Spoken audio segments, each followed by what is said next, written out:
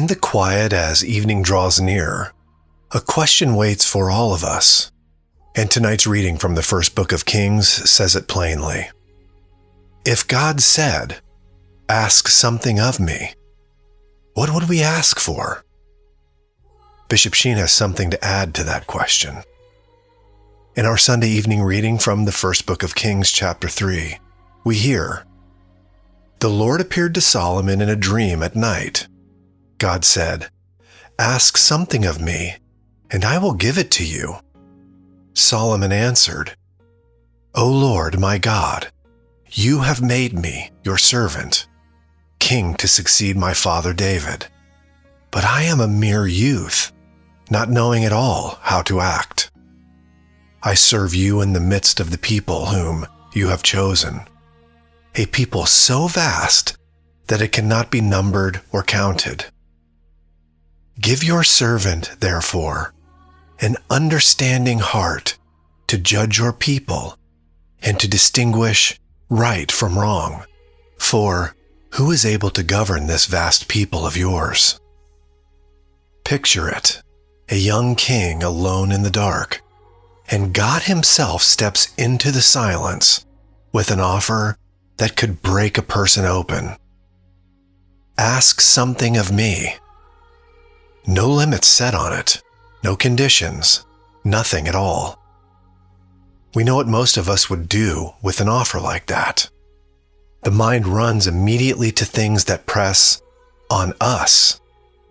The overwhelming debt, the person we love who is slipping away from us. Solomon has all the power in the world and every reason to grab more of it. And instead he does something astonishing. He tells the truth about himself first. He calls himself a mere youth, not knowing at all how to act. And there is no posturing in him, no performance. Standing before God in the night, he lets himself be seen exactly as he is, small and unsure, responsible for more than he can carry. Out of that honesty comes the one thing he asks for: an understanding heart. Not a long life, not wealth, not the heads of his enemies, but a heart that can tell right from wrong and love the people right in front of him well. When was the last time we came to God that vulnerable, that honest? That is the gift of the evening, if we let it be. All day we manage impressions and hold it together for the people who need us to. But the night strips some of that away.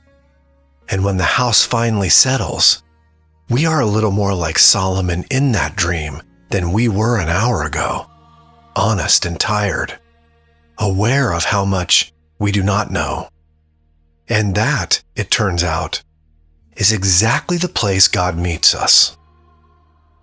The Lord was pleased that Solomon made this request. So God said to him, "Because you have asked for this, not for a long life for yourself, nor riches, nor for the life of your enemies, but for understanding so that you may know what is right, I do as you requested. I give you a heart so wise and so understanding that there has never been anyone like you up to now. And after you, there will come no one to equal you." Notice what pleases God here. Solomon's ask was small in a sense. He asked for an ordinary human thing, the wisdom to do his work with love.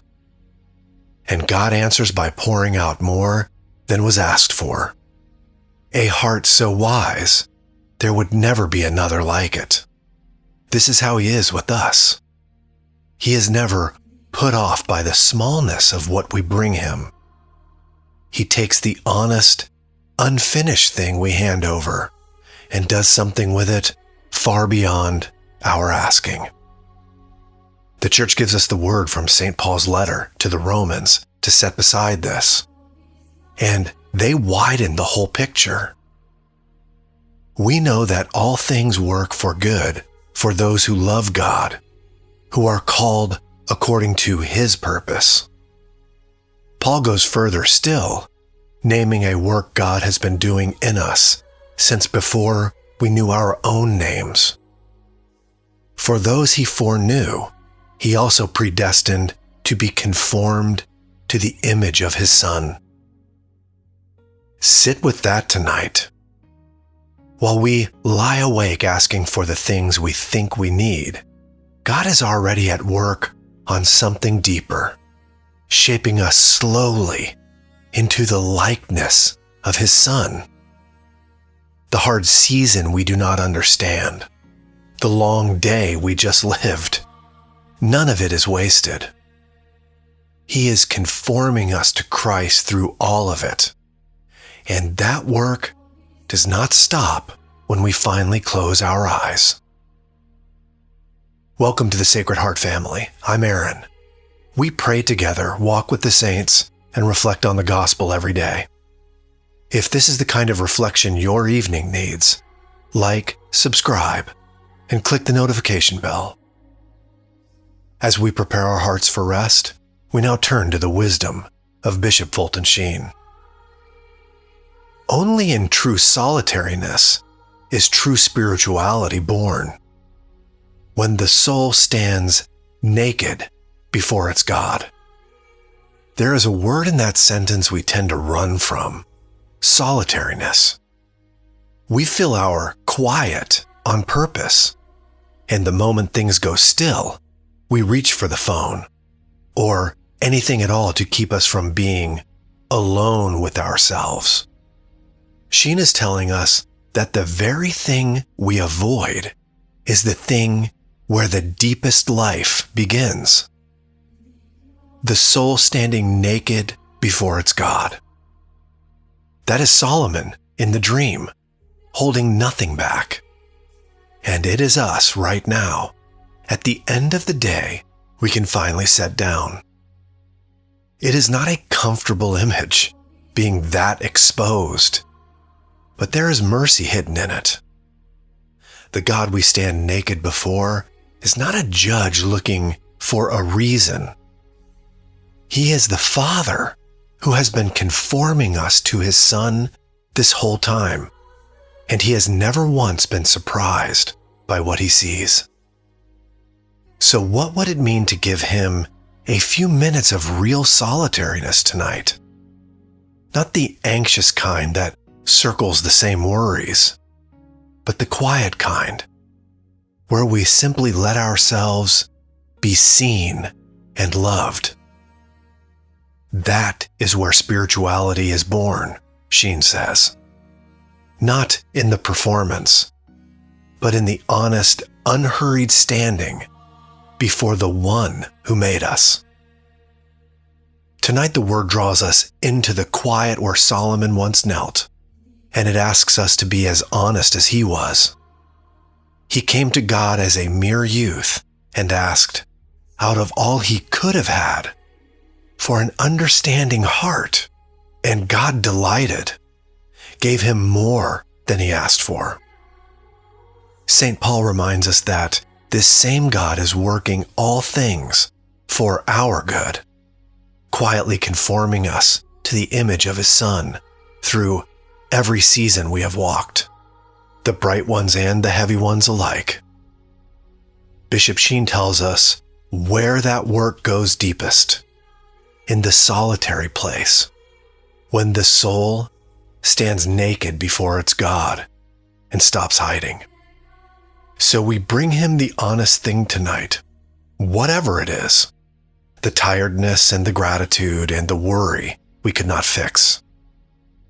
We ask, like Solomon, not for the life we planned, but for a heart that understands. And we rest in the truth that the One who has been shaping us all along is not finished, and He does His best work in the quiet while we sleep. Share your intentions in the comments of the video so that the Sacred Heart family may walk with you in faith and charity. Tonight's Catholic evening prayers are waiting for you at the website. Click the link in the center of the screen now, and I'll see you there. God bless.